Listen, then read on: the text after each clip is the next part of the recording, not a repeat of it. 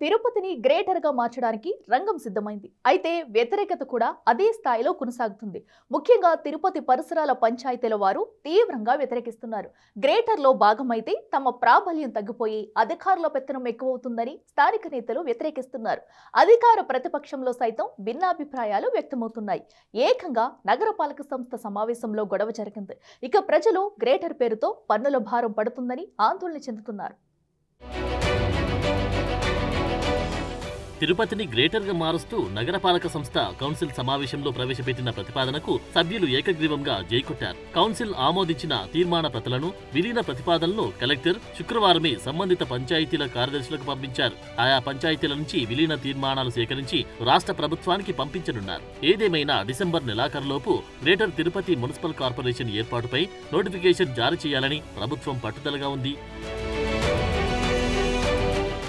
మొత్తం మీద ఈ ఏడాది ప్రారంభంలో సీఎం చంద్రబాబు ఇచ్చిన ఆదేశాలతో జిల్లా యంత్రాంగం చేపట్టిన కసరత్తు ఇప్పటికీ ఓ కొలిక్కి వచ్చింది. సంస్కరణలకు, దార్శనికతకు పేర్పడిన సీఎం చంద్రబాబు తిరుపతి నగర అభివృద్ధిపై తొలి నుంచి శ్రద్ధాశక్తులు చూపిస్తున్న సంగతి తెలిసింది.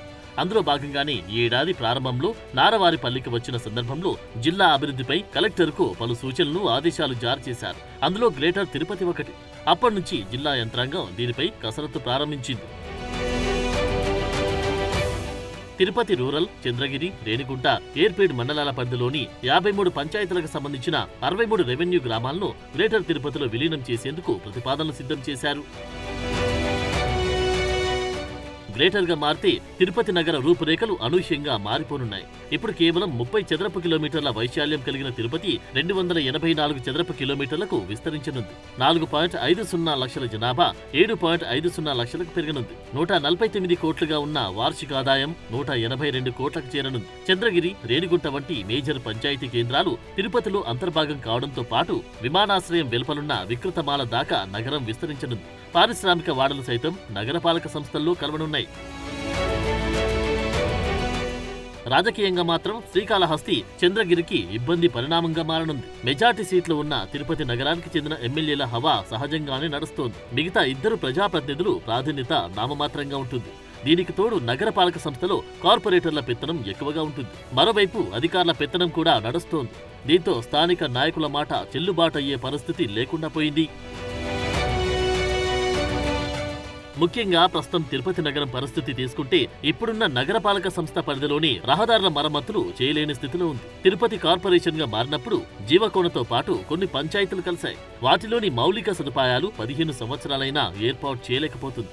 ఇప్పటికీ చాలా ప్రాంతాల్లో రహదారులతో పాటు డ్రైనేజ్ సౌకర్యం కల్పించలేదు. 15 సంవత్సరాల కాలంలో కేవలం ఒక్కసారి మాత్రమే ఎన్నికలు జరిగిన పరిస్థితి. మిగతా కాలమంతా అధికారుల పెత్తనం నడిచింది. ఇక్కడ పనిచేసి ఐఏఎస్ అధికారులు తాము సీఎం మాట మాత్రమే వింటామనే ధోరణిలో ఉంటారు. దీనివల్ల స్థానిక నాయకత్వం మాట వినరని అభిప్రాయం ఉంది. ఇలాంటి పరిస్థితుల్లో పంచాయతీ స్థాయి నాయకులు గ్రేటర్ను వ్యతిరేకిస్తున్నారు. మరోవైపు వైకాపా డబుల్ గేమ్ రాజకీయం చేస్తుంది. వైసీపీ చంద్రగిరి, తిరుపతి రూరల్ మండలాల సర్వసభ్య సమావేశాల్లో గ్రేటర్లో పంచాయతీలు కలపడాన్ని తీవ్రంగా వ్యతిరేకిస్తూ తీర్మానాలు చేసింది. ప్రజలు కూడా పన్నులు, అవినీతి దందాల్లో ఇరుక్కుపోతామని భయపడుతున్న పరిస్థితి. పంచాయతీగా ఉంటే ఎమ్మెల్యే చెబితే తుడాతో పాటు పంచాయతీ అనుమతులు వస్తాయంటున్నారు. గ్రేటర్లో కలిస్తే మాత్రం టౌన్ ప్లానింగ్, అవినీతి అధికారులకు ఖచ్చితంగా ఆమ్యామ్య చెల్లించాల్సి ఉంటుందని ఆందోళన చెందుతున్నారు. తాజాగా తిరుపతి నగరంలో ఇలాంటి నిర్మాణానికి ఖచ్చితంగా పన్నులతో పాటు లంచం కూడా చెల్లించాలనే విషయంపై గొడవలు జరుగుతున్నాయి. వైసీపీ హయాంలో లంచాలకు మరిగిన అధికారులు మారరు అనే విషయం బయటపడింది. ఇలాంటి సమయంలో గ్రేటర్ పేరుతో రోకలి నోట్లో తలపెట్టడానికి ప్రజలు సిద్ధంగా లేరని అంటున్నారు. ప్రజాభిప్రాయ సేకరణ చేయాలని, లేకపోతే పార్టీలకు అతీతంగా ప్రజలతో ఆందోళన చేయించడానికి పంచాయతీ స్థాయి నాయకులు సిద్ధమవుతున్నారట. మొత్తం మీద గ్రేటర్ పేరుతో తిరుపతి కార్పొరేషన్ చేసిన తీర్మానంపై తీవ్ర వ్యతిరేకత వ్యక్తమవుతోంది.